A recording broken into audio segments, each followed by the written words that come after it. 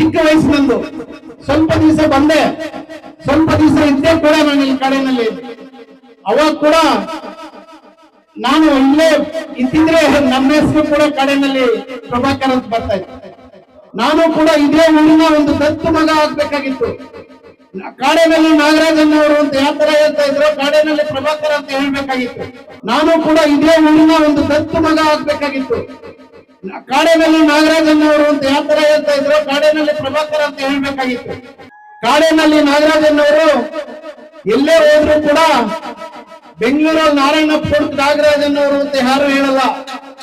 ಕಾರ್ಯಕ್ರಮದಲ್ಲಿ ಹೇಳ್ತಾರೆ ಕಾಡಿನಲ್ಲಿ ನಾಗರಾಜನ್ನವರು ಅಂತ, ಕಾಡಿನಲ್ಲಿ ನಾಗರಾಜವರು ಅಂತ ಹೇಳ್ತಾರೆ. ಅಂತ ಪ್ರತಿ ಹಳ್ಳಿಯಲ್ಲೂ ಕೂಡ ಗ್ರಾಮದಲ್ಲಿ ಬಂದಿದ ತಕ್ಷಣ ಆ ಗ್ರಾಮ ಅಭಿವೃದ್ಧಿ ಕಡೆ ಸಾಗಿದ್ಯಾ, ಅಭಿವೃದ್ಧಿ ಆಗಿದೆಯಾ ಇಲ್ವೋ ಅನ್ನೋದಕ್ಕೆ ಕಾರಣ ಒಂದು ದೇವಸ್ಥಾನ, ಇನ್ನೊಂದು ನಾವು ಯಾವ್ದ್ರ ಮುಂದೆ ಇವತ್ತು ಫಂಕ್ಷನ್ ಮಾಡ್ತಾ ಇದೀವೋ ಕಾರ್ಯಕ್ರಮ, ನಮ್ಮ ತಾಲೂಕಿನಾದ್ಯಂತ ಜಿಲ್ಲೆಯಾದ್ಯಂತ ಚಿರುಪತಿ ಆಗಿರ್ತಕ್ಕಂಥ ನಮ್ಮ ನಾಗರಾಜನ್ ಅವರ ನೇತೃತ್ವದಲ್ಲಿ ಕಟ್ಟಿರುವ ಈ ಡೈರಿ ಬಿಲ್ಡಿಂಗು ಗ್ರಾಮಗಳು ಹಳ್ಳಿಗಳು ಉದ್ಧಾರ ಆಗ್ಬೇಕು ಅಂತಂದ್ರೆ ನಮ್ಮ ದೇವಸ್ಥಾನಗಳು, ನಮ್ಮ ಸರ್ಕಾರಿ ಶಾಲೆಗಳು, ಇಂಥ ಡೈರಿಗಳು ಅಭಿವೃದ್ಧಿ ಆಗಿದ್ರೆ ಆ ಗ್ರಾಮ ಬಹಳ ಅಭಿವೃದ್ಧಿ ಆಗಿರುತ್ತದೆ ಅಂತ ಅರ್ಥ.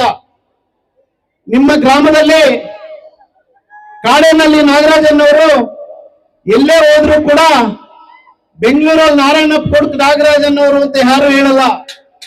ಕಾರ್ಯಕ್ರಮದಲ್ಲಿ ಹೇಳ್ತಾರೆ ಕಾಡಿನಲ್ಲಿ ನಾಗರಾಜನ್ನವರು ಅಂತ, ಕಾಡಿನಲ್ಲಿ ನಾಗರಾಜವರು ಅಂತ ಹೇಳ್ತಾರೆ. ಅಂತ ಮಹಾನ್ ವ್ಯಕ್ತಿಗಳು ಈಗಾಗಲೇ ಪ್ರಕಾಶನ್ ಅವರು ಹೇಳ್ತಾ ಇದ್ರು, IAS ಅಧಿಕಾರಿಗಳು ತುಂಬಾ ಡಾಕ್ಟರ್ಸ್ ಇದ್ದೀರಾ, ಈಗಲೂ ಮುಂದಿನ ನಿಮ್ಮ ಪೀಳಿಗೆ ಕೂಡ ನಿಮ್ಮ ಹಿರಿಯರ ಹಾದಿಯಲ್ಲಿ ಎಲ್ಲರೂ ಕೂಡ ಒಳ್ಳೆ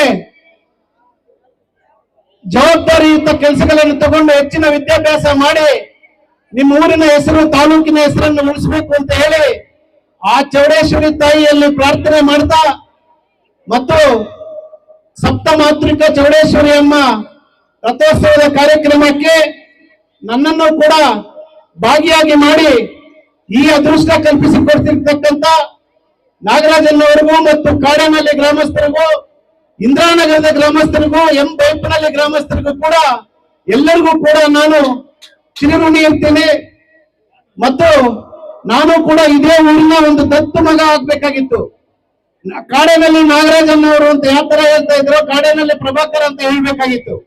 ನನ್ನ ಚಿಕ್ಕ ವಯಸ್ಸಲ್ಲಿ ನಮ್ಮ ತಾಯಿಯವರ ಅಕ್ಕ ಇಲ್ಲೇ ಇರೋದು. ನಮ್ಮ ತಾಯಿನ ಹೆಚ್ಕೋಡೆಯಲ್ಲಿಂದ ಗೊಲ್ಲೆಲ್ಲಿ ಕೊಟ್ರೆ ನಮ್ಮ ತಾಯಿಯವರ ಅಕ್ಕನ್ನ ಇಲ್ಲಿ ಕೊಟ್ರು. ನಮ್ಮ ತಂದೆ ಹೇಳಿದ್ರು, ನಿಮ್ಮ ಅಣ್ಣ ಇಲ್ಲಿದ್ದೇನೆ ಗೊಲ್ಲೆಲ್ಲಿ, ಸಾಕು ನೀನ್ ಕಾಡಿನಲ್ಲಿಗೆ ಹೋಗು ಅಂತ. ಚಿಕ್ಕ ವಯಸ್ಸಿನಂದು ಸ್ವಲ್ಪ ದಿವಸ ಬಂದೆ, ಸ್ವಲ್ಪ ದಿವಸ ಇದ್ದೇ ಕೂಡ ನಾನು ಇಲ್ಲಿ ಕಾಡಿನಲ್ಲಿ ಇದ್ದೆ.